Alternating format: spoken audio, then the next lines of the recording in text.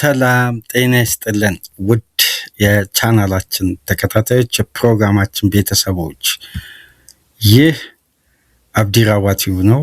ፕሮግራማችንን ላይክ በማድረግ እንድትጀምሩ ላይክ ስታደርጉ የዚህን ፕሮግራም ተደራሽነት ተደማጭነት ከፍ ስለሚያደርግ ላይካችሁ ይጠቅመናል። ላይክ ያደረጋችሁ እስቲ ፕሮግራማችንን ማድመጥ እንድትጀምሩ የአክብሮት ግብዣችን እያቀረብን የሁለተኛ ክፍል የዕለተ ቅዳሜ ፕሮግራማችን አርሴናል በዛሬው ዕለት ወይም ነገ ይፋ የሚያደርገው ትልቅ የዝውውር ስቴትመንት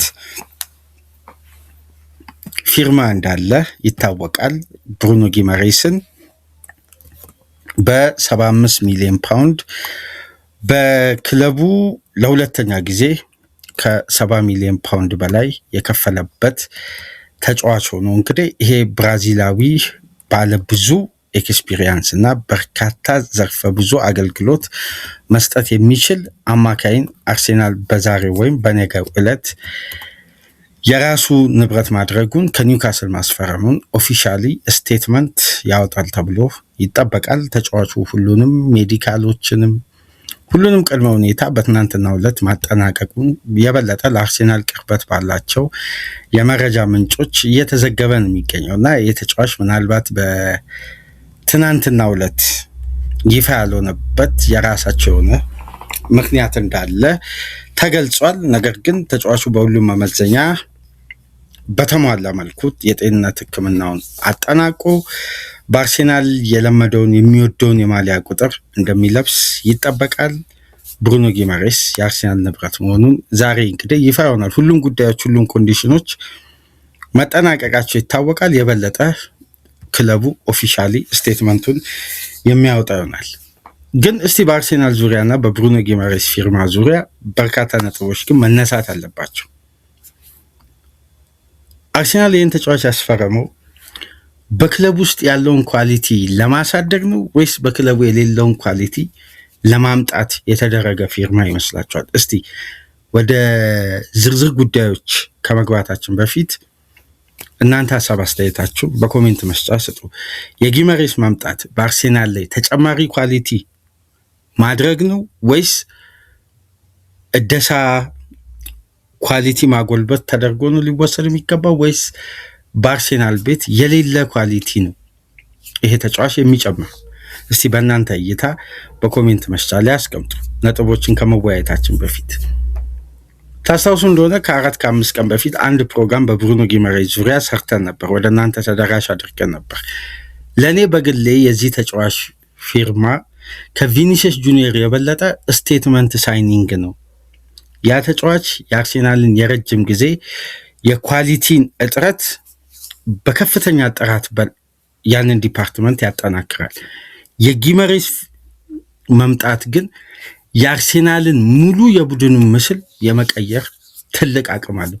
የቡድን ምስልን ታክቲካል የሚቀይሩ አንዳንድ የቡድን እንቅስቃሴ ላይ የጀርባ አጥንት የሚሆኑ ተጫዋቾች አሉ። ለምሳሌ በአርሴናል ቤት የዴክላን ራይስ መምጣት ለአማካይ ክፍሉ የሰጠው ምስል ካለፉት ዓመታት ሁሉ ምርጡን የአማካይ ክፍል እንዲሆን ያስቻለ ኳሊቲ ነው የጨመረው። የሮድሪ መምጣት በማንቸስተር ሲቲ ቤት ከፈርናንዲኖ ወደ ሮድሪ የተደረገውን ትራንዚሽን ተመልከቱ። በርካታ ክለቦች ላይ ማንሳት እንችላለን። በእንዲህ አይነት መንገድ የክለብን ምስል የመቀየር አቅም ያላቸው ተጫዋቾች አሉ። የክለብ ምስል ደግሞ ታክቲካሊ ሲቀየር የተጫዋቾች አስተዋጽኦ የሚይዘውን ድርሻ እና የሜዳ ውስጥ ካራክተርን ከግምት ውስጥ በማስገባት ነው። ወደዛ ነጥብ እንመጣለን። ከዛ በፊት ግን እስቲ በአርሴናል ዙሪያ የወጡትን አንዳንድ መረጃዎችን ባለፉት 24 ሰዓታት እንጠቁማችሁና በቀጥታ ወደ ያዝነው ነጥብ እንለፍ። አንደኛውና ትልቁ ጉዳይ እንግዲህ የጋብሪኤል ጄሱስ የዝውውር ሂደትን የተመለከተ ይሆናል። ይሄ ተጫዋች ወደ ናፖሊ የመዘዋወሩ ጉዳይ ከጊዜ ወደ ጊዜ እየሰፋ መምጣቱ የበለጠ ደግሞ የተጫዋቹ ኤጀንትና የማሲሚሊያኖ አሌግሪ ኤጀንት አንድ መሆኑን ተከትሎ ሁለቱን ግለሰቦችን ፊት ለፊት አገናኝቶ በኤጀንቱ አማካኝነት መነጋገራቸውና ሮሜሉ ሉካኩ ናፖሊን ለመልቀቅ መቃረቡን ተከትሎ የተጫዋቹ ቀጥተኛ ተተኪ አድርጎ ለመውሰድ ናፖሊዎች በሄሱስ ዙሪያ እየሰሩ ነው የሚገኙት። ለተጫዋቹም አርሴናል 20 ሚሊዮን ዩሮ ጠይቋል። ናፖሊም ለመክፈል ፈቃደኛነቱን ማሳየቱን እንግዲህ በስፋት እየተዘገበ ነው የሚገኘው። ላጋዜጣ ዴሎ ስፖርትም ኮሪያ ዴሎ ስፖርትም እና ፋብሪዚዮም እያረጋገጡ ነው የሚገኙት እና ጄሱስ መዳረሻው ናፖሊ የመሆን እድሉ ሰፊ ነው ይለናል የትናንትናው አብዛኛው የሚዲያ ዘገባና ዛሬ ምናልባት የላቀ አድቫንስድ ስቴጅ ድርድሮች በይፋ ይጀመራሉ ተብሎ ይጠበቃል። በተጨማሪ ፌነርባቼ ራፋኤል ሊያውን የማያስፈርም ከሆነ ይሄ ዝውውር ሃይጃክ ሊደረግ በአንድ ትልቅ ዩሮፒያን ክለብ ጥረት መጀመሩን ተከትሎ ራፋኤል ሊያው ወደ ፌነርባቼ ሊያደርጉ የነበረውን ዝውውር ጋፕ መስጠቱ ተሰምቷል። በሚዲያ ደረጃ ሰምታችኋል። እንደውም ብዙ ፕሪዲክሽኖች የተሰጠ ነው። አርሴናል የሚሉ አሉ፣ ማንቸስተር የሚሉ አሉ፣ ሌላም ወደ እዛው ሴሪያ ሌላ ክለብም በርካታ መላምቶች የተሰነዘሩ ነው እና ፌነርባቼ ፊቱን የራፋኤል ሊያው ዝውውር የማይሳካለት ከሆነ ወደ አርሴናሉ ጋብሪኤል ማርቲኔሊ ያዞራል የሚሉ መረጃዎችም በዝተዋል። ጃንሉካ ዲማሪዚዮ እንደሚለው ከሆነ ፌነርባቼ ማስፈረም የሚፈልገው ራፋኤል ሊያውን ብቻ አይደለም፣ ጋብሪኤል ማርቲኔሊን ማስፈረም መጀመሪያም እቅዳቸው ውስጥ አለ። ግን አርሴናል የተጫዋቹን ቀጥተኛ ተተኪ ሳያገኝ በገበያ ላይ ሪስክ መውሰድን አይፈልግም እና በገበያ ላይ ደግሞ አርሴናል አሁን ላይ የተለያዩ የግራ ክንፍ ተጫዋቾችን ለማስፈረም በገበያ ላይ ኢላማ ማድረጉን ተከትሎ እነ ከናን ይልዲዝን የተለያዩ ተጫዋቾች እነ ኒዴይን ለማስፈረም ትኩረት ማድረጉን ተከትሎ ይሄ ተጫዋች ሊለቅ የሚችልበት ፕሮባቢሊቲ ሰፊ ነው እየተባለ ነው የሚገኘው እና ይሄ በአርሴናል ዙሪያ የወጣ ባለፉት 24 ሰዓታት አዲስ የሰማናቸው መረጃዎች ናቸው። ምናልባት አፕዴት ለማድረግ ያክል ነው ይህን መረጃ ወደ እናንተ መግቢያ ላይ ያነሳሁት። እስቲ ፕሮግራማችንን ላይክ አድርጉ፣ ሼር አድርጉ፣ ሰብስክራይብ አድርጉ። ከሀገር ውጭ የምታደምጡ ደግሞ ቻናላችንን መደገፍ ከፈለጋችሁ በሱፐር ስቲከር፣ በሱፐር ቻት፣ በሱፐር ታንክስ ለቻናላችን ድጋፍ አድርጉ። በቀጥታ እስቲ ብሩኖ ጊመሬስን የተመለከተውን ጉዳይ እናንሳ። እኔ እዚህ ተጫዋች ፖቴንሻል በኒውካስል ቤት የተመለከትነውን ብሩኖ ጊመሬስን በደንብ ፊት ለፊታችን ለሚመጣው የዚህ ተጫዋች በተክለ ሰውነት የሚሰጠውን ምላሽና ስለ አግሬሲቭ ካራክተሩ አብዛኛው የእግር ኳስ ቤተሰብ ትኩረት ሊያደርግ ይችላል። ግን የጊመሬስ አይነት አማካይ የቡድንን ቅርጽ፣ የቡድንን የታክቲክ ፍሌክሲቢሊቲ፣ የቡድንን የአማካይ ክፍል አማራጭን ከማስፋቱን ባለፈ የሚጨምረው ሌላ ዲያሜንሽናል። እኔ በበኩሌ የብሩኖ ጊመሬስን ፊርማ በተደጋጋሚ እንደገለጽኩላችሁ የሙሉ የአርሴናል የቡድንን ቅርጽ ቀይሮ አርቴታ የበለጠ ሪላክስ የሚያደርግበትን የቡድን እንቅስቃሴ ለመፍጠር ያመቸዋል። ሜዳ ውስጥ አርሴናል አሁን ፍሌክሰብል ይሆናል። የበለጠ ጥንቃቄ ውስጥ ሞር ኮምፓክት ሆኖ ከመቆየት የበለጠም አሁን አብዛኛው የእግር ኳስ ቤተሰብ ኢማጂን እያደረገ የሚገኙ ስለ ኮምፓክት፣ ስለ ሶሊድ፣ ስለ ዲፌንሲቭ አክሽን፣ ስለ ሎው ብሎክ ነው። ግን ይሄ ተጫዋች እንዴት የአርሴናልን የቡድን እንቅስቃሴ ምስል ሊቀይር እንደሚችልና ለአርቴታ አማካይ ክፍል ያልተጠበቀ አዲስ ኳሊቲ ነው፣ ወይም አርሴናል ውስጥ የሌለ አዲስ ኳሊቲ ነው ይዞ የሚመጣው እንጂ ራይስ ቁጥር 2 ሆኖ አይደለም። በሌላኛው የራይስ ካራክተር የተሞላ ተጫዋች ሆኖ አይደለም። ለአርሴናል አዲስ ዲያሜንሽን የሚሰጥ ተጫዋች ነው። አርሴናል የሌለው የአማካይ ክፍል አንድ ይሄ ክፍተቱ ያልተጋለጠ ግን ያጉለት ትላልቅ የቡድኑን የትላልቅ ጨዋታ ውጤቶች ላይ መወሰን የሚችሉ ካራክተሮችን ግን በአስፈላጊው ሰዓት አስፈላጊውን ሞመንት ምላሽ ሳይሰጥ ቀርቶ ጨዋታው ሲጠናቀቅ እንደ ቡድን ያለው ጉለት ግለሰባዊ ትኩረት ይስብና እነዚህ ካራክተሮች ግን ተደብቀው ይታለፋሉ። አርቴታ ምን ያክል እንዳስጨነቀው የምትመለከቱት የሳን ሰባስቲያኑ ቴክኒሻን ተጫዋች ዙቢመንዲን አምጥቶ እንዴት ብሩኖ ጊማሬስን ልንል እንችላለን? በእርግጥ ዴብዙ መጠናከር አለበት። አርሴናል ስታንዳርዱን ማሳደግ አለበት። ኳሊቲው ከፍ ማለት አለበት፣ መጎልበት አለበት። ግን ለምን ብሩኖ ጊማሬስ ምርጫ ሆነ? ለምሳሌ አርሴናል በእድሜም በአጫወትም ከሆነ የበለጠ ፍሌክሲቢሊቲን ለመጨመር ከሆነ ቶናሊ ሊመረጥ ይችላል ካለው የቦል ኬር እና ወደ ፋይናል ሰርድ የበለጠ ዳይናሚክስ ማሳደግ ከተፈለገ። ግን አርቴታ የፈለገው የቡድኑ የምስል ካራክተር መቀየር ነው። ለምሳሌ በግሌ የተመለከትኳቸው ነጥቦች አሉ። ከተስማማችሁ በኮሜንት መስጫ ላይ ታስቀምጣላችሁ። ካልተስማማችሁ ደግሞ ሀሳብን በሀሳብ እየሻርን እየተስማማን የምንጓዝ ይሆናል። ምክንያቱም በአመቱ መጀመሪያም አጋማሽም መጨረሻ ላይ በእነዚህ ሀሳቦች ዙሪያ ድጋሚ መወያየታችን ስለማይቀር፣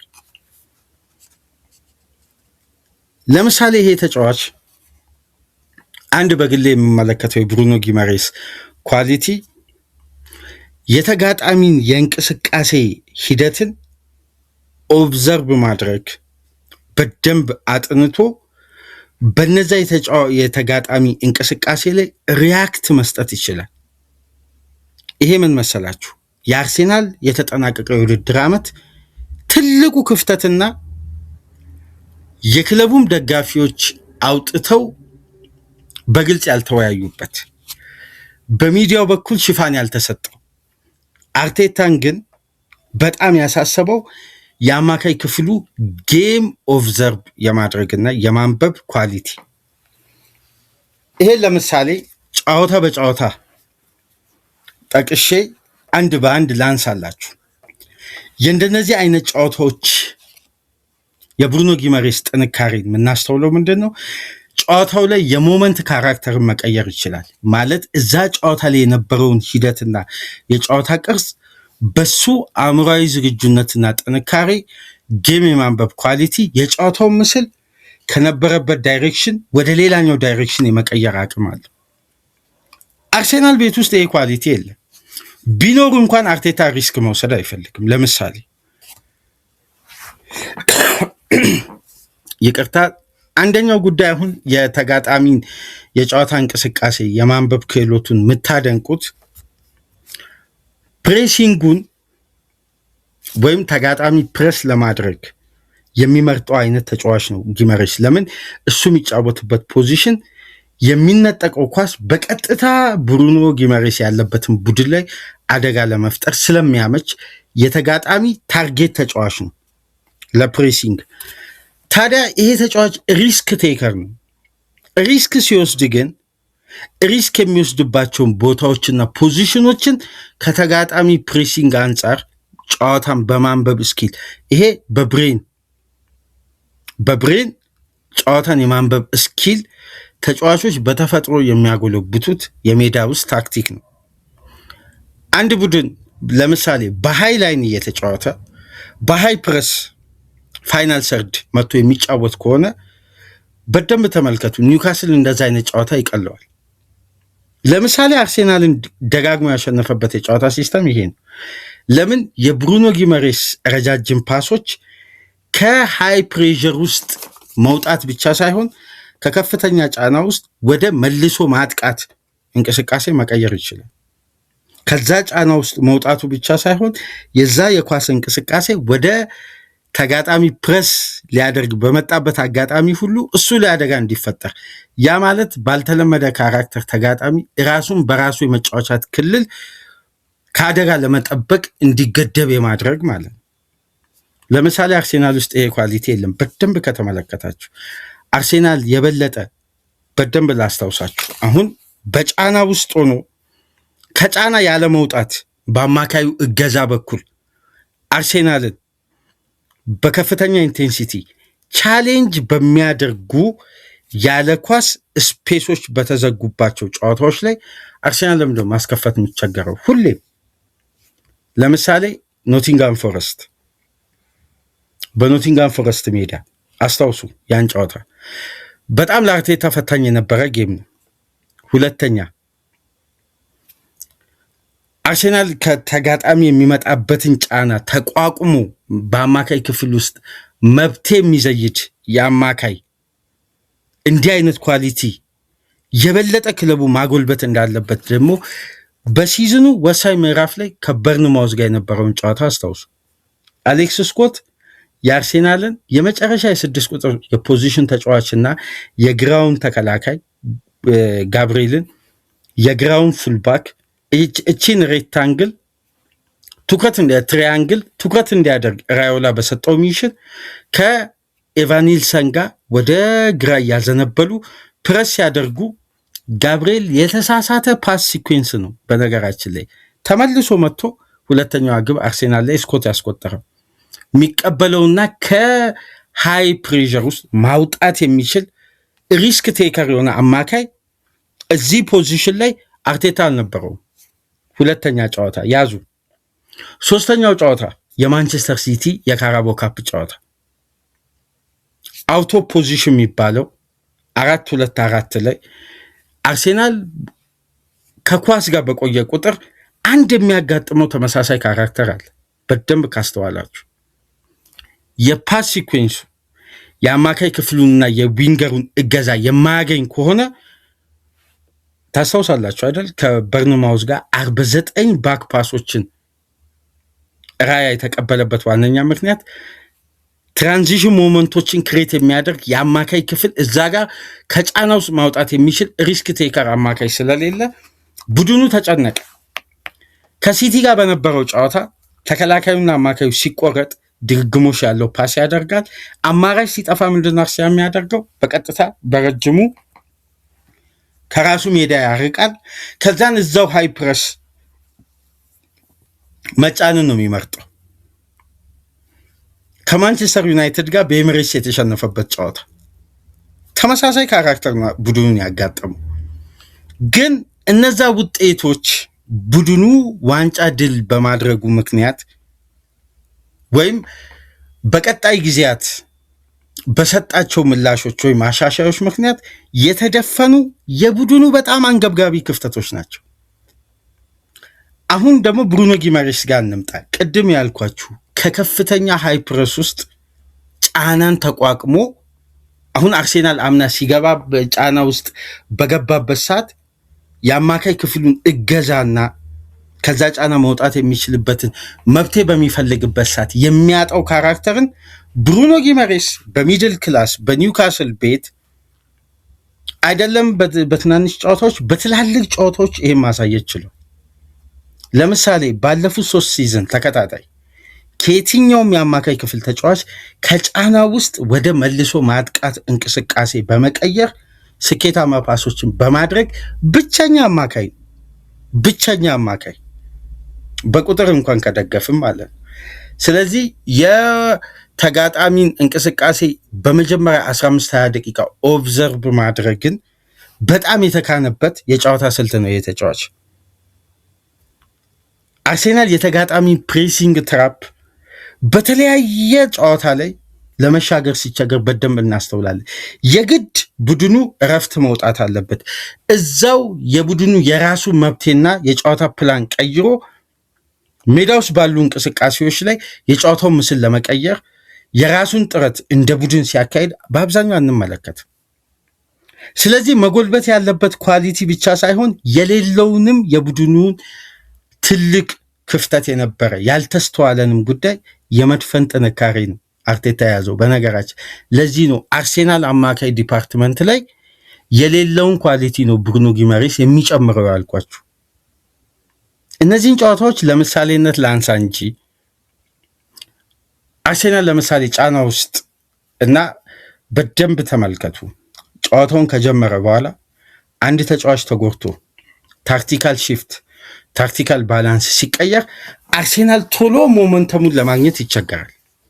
ቶሎ አሬንጅ አድርጎ የተቀየረውን ተጫዋች ቦታ በገባው ተጫዋች ሺፍት የተደረገውን ለውጦ ራሱን አረጋግቶ የያዘውን ሞመንተም ማስቀጠል አይችልም፣ ይቸገራል። በተደጋጋሚ ካስተዋላችሁ ይሄ ከአማካዩና ከተከላካይ ከአጥቂው ክፍል ላይ መሀል ላይ ያለውን የክለቡን ሞመንተም ማፍጠንም ዝግ ማድረግ የሚችል ጨዋታ የማንበብ ጥንካሬውም በጨዋታው ፍጥነትና ይዘት ደረጃ እኩል መጓዝ የሚችል ዝግጁ የሆነ ተጫዋች። ለምንድን ነው ከሁለተኛ ሲዝን በኋላ ወደ መጨረሻ አካባቢ ጫናን የመቋቋም ጥንካሬው የዙቢመንዲ የተፈተነው? አሁን እዚህ ጋር ልብ በሉ። ፊዚካሊቲ ብቻ ጨዋታን አይቀይርም። ሶሊድ መሆን ብቻ፣ ጥንቃቄ መምረጥ ብቻ ጨዋታ ላይ ከሚመጡ የታክቲክ ፈተናዎች ተጋጣሚ ይዞ ከሚመጣው ትራፕ ሁሉ ማምለጫ አይሆን። እነዚህ ሁሉ የተጋጣሚ ፈተናዎች በመጡበት ሰዓት የተጫዋቾች የግል ብቃትና ጥረት የጨዋታውን አይደንቲቲ መቀየር ሲችል ነው ለአርቴታ መብት የሚሆነው። አሰልጣኙ ብቻ ታክቲካል አሬንጅመንት በማድረጉ ብቻ የተጋጣሚ ፕረስ ወይም ትራፕ አይሻገርም። የተጫዋቾች የግል ጥንካሬ ያስፈልጋል፣ ሜዳ ላይ ማለት ነው። ሳይኮሎጂካሊ ሴትል ያደረጉ ተጫዋቾች ያስፈልጋል። ጎል ቢቆጠር፣ ሰው ቢጎድል፣ ሰው ቢጎዳ ሪያክት ለማድረግ ይሄ በደመነፍስ በሚደረግ ሳይሆን ያንም ቦታ ፊዚካሊቲ አዌርነሱን አዘጋጅቶ በአንድ ኳስ ላይ ያለውን ውሳኔ ጥንካሬ ከፍ ማድረግ ያስፈልጋል። በብሩኖ ጊመሬስ ፖዚሽን አጫወት፣ በኒውካስል አካል ብቃት፣ በኒውካስል የፋውልና የጋራ ኳስ መደጋገም እንቅስቃሴ በደንብ ካስተዋላቸው ይሄ ተጫዋች ለምንድን ነው በቀይ በተደጋጋሚ ማይወጣው? አብዛኛው ፋውሎቹ ታክቲካል ናቸው። የበለጠ ደግሞ የተጋጣሚ ሞመንተም የሚያበላሹ ፋውሎች ናቸው በነገራችን ላይ። እና ብሩኖ ጊመሬስ በአርሴናል ቤት ከሚቀይራቸው ትላልቅ ጉዳዮች መካከል አንዱ በጌም ውስጥ ያለ የተጫዋቾች የግል ጥንካሬና በጨዋታን የማንበብ ክህሎት የሚወሰኑ ትላልቅ ወሳኝ የጨዋታ ካራክተሮችን መተግበር መቻሉ። አሁን በቀጣይ ዓመት ስትመለከቱ በጣም ልትገረሙ ትችላላችሁ። ራይስ የበለጠ ክሬቲቭ አማካይ እስኪመስል ድረስ ፋይናል ሰርድ ሊገባ ይችላል። ለምን መሰላችሁ? ባላንስ ኦፍ ዘ ጌም ለምሳሌ ራይስን ዲፕ ላይን ፕሌይ ሜከር ወደኋላ በጣም አርቴታ ስቦት በሁለት 8 ቁጥር ተጫዋቾች ለመጫወት ሲሞክር አርሴናል ፕሮግሬሲቭ ፓስ ማድረግ አይችልም። ከሱ ካለበት ፖዚሽን ላይ ዳይሬክት አታክም ፕሮግሬሲቭ ፓስም በደንብ አያደርግም ራይስ። ለምን? ዲያጎናል ዊንግ የሚወጡ ኳሶች ናቸው የሚቀኑት በብዛት። ዙቢመንዲ የትራንዚሽን ኳሶችን ማስጀመር ይችላል፣ ግን የበለጠ ሶፍት ተቾች ላይ ነው የሚያዘነብለው። አሁን ከሁለቱም ካራክተር ሁለተኛ ነጥብ ላንሳላቸው። የብሩኖ ጊመሬስ ፓሶች አግሬሲቭ ናቸው፣ ሶፍት ተች አይደሉም። አጭር ንክኪዎችን ብቻ አይደለም ያሟላው፣ ዋይድ ኤሪያዎችን ማጫወት ይችላል። የበለጠ ደግሞ አርሴናል ቤት ላለፉት ዓመታት በተለይ ሁለቱን ሲዝን በተለይ የተጠናቀቀው የውድድር ዓመት አሁንም ሴንትራል ፕሮግሬሽን ፓስ ከፍተኛ ችግር አለበት። ለዛ እኮ ነው ኦዲጋርድ ወርዶ በቀኙ 8 ቁጥር እዚህ የዙቢመንዲ ፖዚሽን የቀኙ እግሩ ላይ ጠጋ ብሎ ኳስ ለመቀበል የሚገደደው። ወይም ኢዜ ሲገባ የአርሴናል የአማካይና የአጥቂው መነጣጠል የሚታየው ዋናው ጋፕ ምንድነው? ሴንትራል ፕሮግሬሽን ክፍተት ስላለ። ሌላኛው የአርሴናል ጉለት አሁን ጊመሬስ የሚጨምርበት ሌላኛው ኳሊቲ። ምክንያቱም ከአርሴናል ከሁሉም አማካዮች ለምሳሌ ሴንትራል ፕሮግሬሽን ፓስ በማድረግ እንኳን አነስተኛ ደቂቃ አግኝቶ ከአርሴናል ከሁሉም አማካዮች ይበልጣል። ሌላ የተጫዋቹ ትልቅ ኳሊቲ በአነስተኛ የግብ ምርት የሊጉ ሻምፒዮን በቅርብ ዓመት የሆነ ብቸኛ ቡድን ነው። ለምንድን ነው የሚባለው? አርሴናል ለምሳሌ ቻንሶችን ክሬት ለማድረግ አርሴናል የጌሙ ሞመንተም በተደጋጋሚ ጥረትና ፕሬሲንግ ውስጥ ቆይቶ ነው የሚያገኘው ይላሉ። ይሄ ለመሰላችሁ ባላንስ ማድረግ አርቴታ ስለሚፈልግ። ለምን አንዱ የፖዚሽን ስተት ይሄ በተለይ ፋስት ብሬክ የሚጠቀሙ ክለቦች ካሉ የሃይ ተርኖቨር ቡድኖች በዛች ካራክተር ከመጡ ቡድን የበለጠ ተጋላጭ ያደርግና የሃይ ላይን ዲፌንሲቭ ስትራክቸሩ በቀላሉ ሊሰበር ስለሚችል እያጠቁ እንኳን ዲፌንሲቭ ባላንሳቸውን እንዲስቱ አይፈልግም። ይሄ ያለው የተጫዋች አማራጭ ያስገደደው የታክቲክ ውጤት ነው እንጂ አርሴናል ፍሪ ፍሎ ፉትቦል በመጫወቱ እኮ 2023-24 2022-23 የተካነ ቡድን አርቴታ እንደዚህ አይነት ጥንቃቄ ሲወስድ አንመለከትም። ግን ያለው የቡድኑ የተጫዋቾች ኳሊቲ ያስገደደው የጨዋታ ካራክተር ነው። ለምሳሌ ለኔ አሁን ይህን አብዛኛው የእግር ኳስ ቤተሰብ የሚመለከተው ከተክለ ሰውነት ጋር በተያያዘ ስለሆነ ላይስማማ ይችላል። ኳስ ከያዙ በኋላ ማድረግ የሚፈልጉትን ነገርና ከኳስ ውጪ የተጋጣሚ ፕሬሲንግም ሆነ የተለያዩ ጉዳዮች ለመሻገር ሪስክ በመውሰድ የተሻለው ለብሩኖ ጊመሬስ ካራክተር የሚቀርበው ተጫዋች ማይልስ ሉዊስ ስኬሊ በአርሴናል ስብስብ ውስጥ ለምን መሰላችሁ? አሁን ለምሳሌ ታስታውሳላችሁ 2023-2024-25 ጋብሪኤል ማጋሌሽ ብቻ ነው ከቡድኑ የጋራ ኳስ የማሸነፍ ጥንካሬ ዊኒንግ ሬት ብቻ ይበልጣል። ከራይስ ጭምር ይበልጣል፣ ከሳሊባ ጭምርም ይበልጣል። አሁን ይህን ካራክተር ስትመለከቱ የብሩኖ ጊመሬስ ትልቁ ጥንካሬ ምንድነው? ፊዚካሊቲው፣ ዱዌል የማሸነፍ ጥንካሬ። ማንም ከ2022 አንስቶ እንደ ብሩኖ ጊመሬስ ዱዌሎችን ያሸነፈ ተጫዋች የለም፣ ማንም በፕሪሚየር ሊጉ። ይሄ ታዲያ ከምን ጋር እዚህ ጋር እንዲገደብ ያደርገዋል? ጥራት፣ ኤክስፒሪየንስ፣ የካበተ ልምድና በሜዳ ውስጥ ያለ ቆይታ። ይሄ ደግሞ አርቴታ ማይልስ ሉዊስ ስኬሊ ላይ ሪስክ እየወሰደ እዚህ ቦታ ላይ ሲያጫውት አምና አርሴናል ለምንድን ነው እሺ፣ በደንብ አስታውሱ፣ የሲዝኑ የመጨረሻ ጨዋታ ስኬሊ በአማካይ ክፍል ላይ ሲሰለፍ የአርሴናል ፍሌክሲቢሊቲ ጨመረ፣ የትራንዚሽን ኳሶች ጨመረ፣ ረጃጅም ከዊንግ ከሚወጡ ኳሶች ይልቅ ሴንትራል ፕሮግረስ ያደርጋል። አርሴናል እንደ ቡድን ኦዲጋርድ እንዴት ነበር የመጨረሻ ሳምንታት ላይ ምርጥ የሆኑ አያችሁ። ካራክተራቸው ከኳስና ለኳስ ጋር ተቀራራቢነት ያላቸው ፊዚካሊ ሜዳን በሚያካልሉት ኪሎ ሜትር አትመልከቱ። ከኳስ ጋር ያላቸው ቆይታና የተጋጣሚ የኳሷን እንቅስቃሴ ለማስጣል የሚጓዙበት ርቀት በካራክተር ደረጃ ባላቸው ተክለሰውነት ሳይሆን ሜዳ ላይ ጨዋታን በማንበብ ሂደት እንደውም ማይልስ ሉዊስ ስኬሊ እና ብሩኖ ጊመሬስ የመቀራረብ በብዙ መልኩ ሂደት አላቸው። አሁን የአግራኝ እግር መሆኑ ቴክኒሻን መሆኑ አንዳንድ የኳስ እንቅስቃሴዎቹ የሜዳውን ባላንስ የቀየረበትን ሂደት ላናስተውል እንችላለን። ለምሳሌ 2024-25 የዚህ ተጫዋች ባክ ፓስ እና ሪስኪ ፖዚሽን ላይ ኳስ መቀበሉ አርሴናልን እያጋለጠ ለግብ ሲዳርግ ተመልክተናል። አምና ግን የመጨረሻ የቡድኑ ዋንጫ የማሸነፊያ ሳምንት ላይ በነበሩት ጨዋታዎች ላይ ግን የቡድኑ የመጨረሻ ቁልፍ ተጫዋች ነበር። አያችሁ፣ አርቴታ የፈለገው ኳሊቲን በዚህ ወጣትና ገና መጎልበት ጌም ታይሙ ማደግ ባለበት ተጫዋች ላይ ቡድኑን በዛ ደረጃ ማዋቀር ሪስክ መውሰድ ስለሆነ አሁን የጊመሬስ አይነት የበቃ የተጠናቀቀን ኤክስፒሪየንስ ማምጣት የተፈለገበት ምክንያት።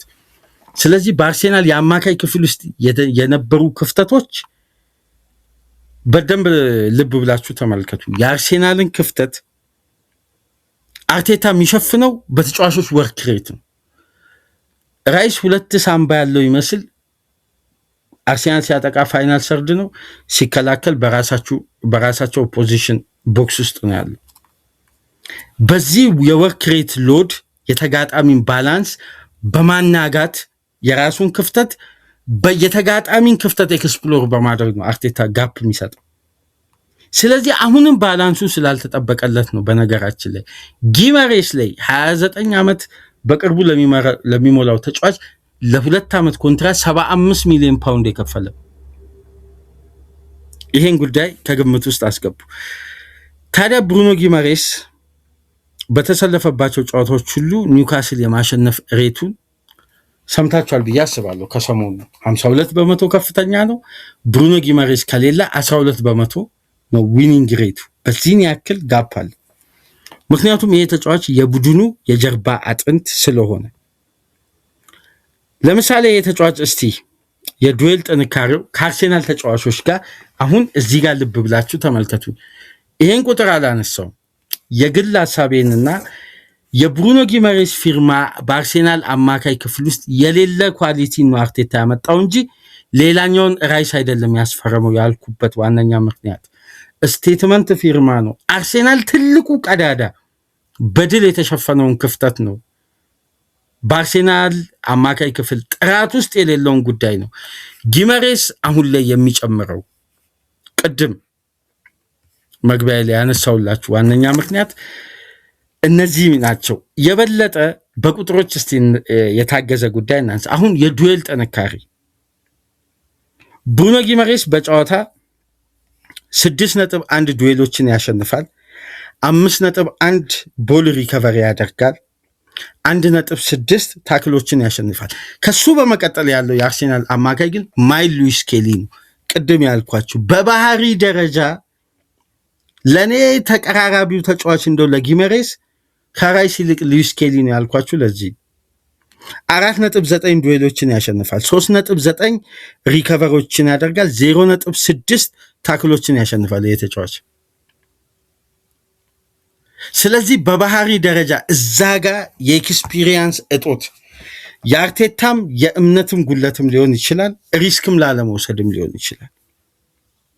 እዚህ ተጫዋች ላይ የበለጠ እንደነዚህ አይነት ትላልቅ አላት። ምክንያቱም ሊጉ ላይ ዶሚኔት አድርጎ ለመቆየት የሚያስፈልገው ትልቁ አቅም አንደኛ ኳሊቲ ነው። በሌላ በኩል ደግሞ እነዚህ ኳሊቲዎችን እያሳደገ በመጣ ቁጥር ከሊግም አልፎ በቀጥታ ወደ ዩሮፒያን እግር ኳስ ላይ ለመንገስ በክለቡ ታሪክ ላይ ደማቅ ሁኔታን ለመጻፍ አስፈላጊ ነው እንዲህ አይነት የታገዘ ኳሊቲዎችን በቡድኑ ላይ መጨመር። ቅድም ግን አርሴናል የጨዋታን ባላንስ ይስታል። ተጫዋቾች ተጎድቶ ሲወጡ ተጫዋቾች በካራክተር ደረጃ ሽፍት አድርገው አርቴታ ሽግሽግ በመረጠባቸው ጨዋታዎች ላይ ለምንድነው ቶሎ ዳይናሚክ ለውጡ ቡድኑ ላይ የሚስተዋለው? የፓስ ስህተት፣ ኤሪያሎች ላይ ያለው ጥንካሬን በዛው መልክ አለመያዝ፣ በመጡበት ምስል አለመቀጠል፣ የተጫዋቾች የግል ጥረት ነው የሚስተዋለው። ለምሳሌ ብሬንፎርዱን ጨዋታ ላንሳላችሁ። በብሬንፎርዱ ጨዋታ አርሴናል በመልሶ ማጥቃት ኢላማውን የጠበቀ ሙከራ ለማድረግ 68 ደቂቃ ነው የፈጀበት።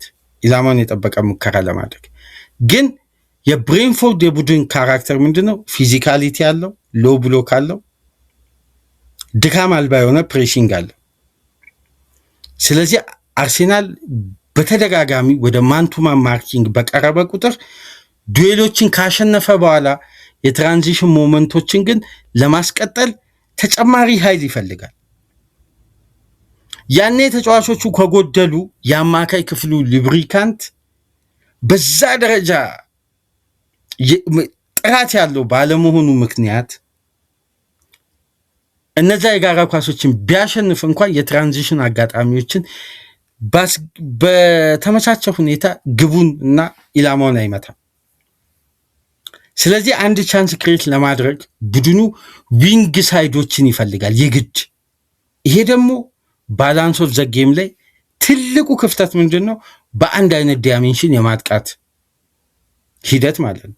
አምና ለምሳሌ ሳካ ድሮፕ ሆኖ በተለይ ቲምበር ከጀርባው ከገባ አማካይ ክፍል ላይ ኦዲጋርድ ከሌለ ሳካ ይነጠላል፣ የሚያገኘው የኳስ ቁጥር ያንሳል፣ ትራንዚሽኖች ያንሳሉ። ተጫዋቹ ሜዳ ላይ በራሱ የብቃት ጉለት ምክንያት ቡድኑን በዛ ደረጃ ያጋለጠ ተደርጎ ነበር የሚወሰደው። አይደለም። ምክንያቱም አማካዩ ዊንጉን ለማጫወት ዊንጉ ጋር በቂ ፍሎ እንዲደርስ የአርሴናል ትራንዚሽንና ዱዌልን ካሸነፈ በኋላ የሚቀጥለው ሂደት ላይ የአማካይ ክፍሉ ሉብሪካንትና የራሱ የሆነ የሜዳ ውስጥ የብሬን አጫወት ይፈልጋል። ራይስን ተመልከቱ። ሴንትራል ፕሮግረስ የሚያደርገው ከኳስ ጋር ነው። ካለበት ቦታ ላይ ሴንትራል ፕሮግረስ አያደርግም። የበለጠ ዲያጎናልና ወደ ዊንግ የሚወጡ ወደ ጎን የሚሄዱ ኳሶች ላይ ነው የሚያተኩረው። ዙቢሜንዲ ደግሞ በፕሬሲንግ ትራፕ ውስጥ በገባ ቁጥር ባክፓስን ያስቀድማል። ስለዚህ ኢዜ ከፊት ለፊት አለ ማለት የአርሴናል የአማካይ ክፍል ቢልዳፕ እና የአታኪንግ ሰርዱን ጋፕ ተመልከቱት። ያኔ የተጋጣሚ ኦርጋናይዝድ ሆኖ ሜዳ ላይ የመቆየት አቅሙን ከፍ እያደረገ ይመጣል ከደቂቃ ደቂቃ። ለምን ጋርዲዮላ በዚህ ሲስተም ነው አርቴታን በካራባኦ ካፕ ድል ማድረግ የቻለው። አውት ኦፍ ፖዚሽን 4-2-4 አራቱ ተጫዋቾች ያለ ኳስ ሚድ ሰርድ ላይ የአርሴናልን ፕሬሲንግ ለመጀመር ወሰኑ። አርሴናል ፕሮግረስ ለማድረግ ወደ ማንቱማን ፕሬሲንግ ለመቀየር ቢፈልግም ስፔስ ሊያገኝ አልቻለም። ኳሱ እሱ እግር ላይ ነው ያለው። ስለዚህ ራዕይ ያለው አማራጭ ከራሱ የመጫወቻ ክልል ማራቅ ነው። አሁን የጊመሬስ አይነት ተጫዋች ሲኖር ተመልከቱ። የኤዲ ሃው ቡድን ለምንድን ነው በሜዳው የትኛውንም ቡድን ለማሸነፍ በጣም በጣም በጣም ፈታኝ የሆነ ቡድን ነው። ፊዚካሊም ሜንታሊም የሜዳውም ፕሬዠር አለ። ተጋጣሚ በጣም የሚጨነቅበትና ውጥረት ውስጥ የሚገባበት ሜዳ ሴንት ጀምስ ፓርክ ነው።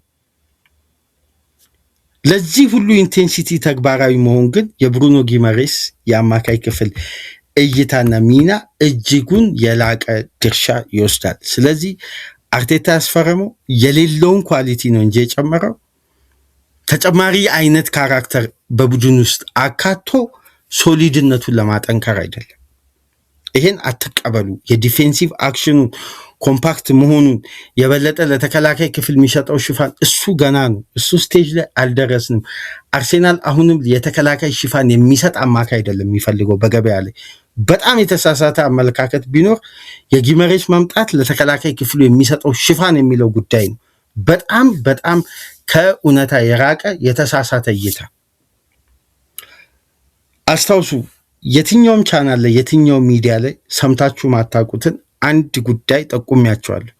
2026-27 በብሩኖ ጊመሬስ ምክንያት መምጣት ምክንያት ነፃ የሚወጣውና ሲዝኑ ያማረ የሚሆነው ቡካዮ ሳካ ነው ብያቸዋለሁ። ይሄን በሲዝኑ መሀል ላይ አስታውሱ፣ በደንብ በዚህ ጉዳይ እንወያያለን። ይሄ ደግሞ የጊመሬስ መምጣትን ገና ለገና ከዲፌንሲቭ አክሽን ዲፌንሲቭ ካራክተር ነው እንደ የአርቴታ ቡድን የሚገነባው። አርቴታን እኮ ወደ ዲፌንሲቭ ካራክተር እንዲቀየር ያስገደደው የሚቆጠርበት የግብ ብዛት እንጂ የእሱ ቡድን ግንባታ እኮ ኦሪጂናሉን ያየነው 2022-23 2023-24 በማጥቃት ላይ መሰረት ያደረገ መከላከል ነው። አምና ግን ዊነር በስት ነው። ካላሸነፈ ይባረራል። 6ኛ ዓመት ነው። በ6 ዓመት ቡድን ተገንብቶ ያልቃል አሉ ሲዝኑ ገና ሳይጀምር። ስለዚህ ይሄ አሰልጣኝ ሙያውን አክብሮ ፕሮጀክቱን ወደውለት ኢንቨስት ላደረጉ አትራፊ ካምፓኒዎች ቢያንስ ዋንጫ ማምጣትን ግዴታ እንዲሆን ሚዲያው በፈጠረው ጫና ምክንያት አርሴናል ራሱን ጫና ውስጥ ከተተ። ስለዚህ ባሉ ተጫዋቾች ኳሊቲ የአርሴናል እንቅስቃሴ ያ መምሰል አለበት እንዴ? እስቲ በደንብ ተመልከቱ። ሁሉም ተጫዋቾች ከኳስ ጋር በጣም ሪላክስን ፍሌክሰብል የሚያደርጉ ተጫዋቾችን የሰበሰቡ፣ ግን አርሴናል በተጫዋቾች ኳሊቲ ልክ ሪላክስ እና ፍሌክሰብል የሚያደርግ ቡድን አይደለም። እንደውም የሚባለው ሴት ኦን ፕሌይ ሴት ፒስ፣ በሴት ፒስ ነው ድሎችን የሚያገኘው። ጌም ኦፍ ስቴቱ ሴት ፒስ ነው ቅድሚያ የሚሰጠው። ይሄ ክለቡ ከገባበት ጫና አንጻር ምስሉን ቀይሮ፣ ምክንያቱም የአርሴናል ስብስብ ለመከላከል የሚያመች ለመጠንቀቅ የሚያመች ካራክተር አልነበረውም።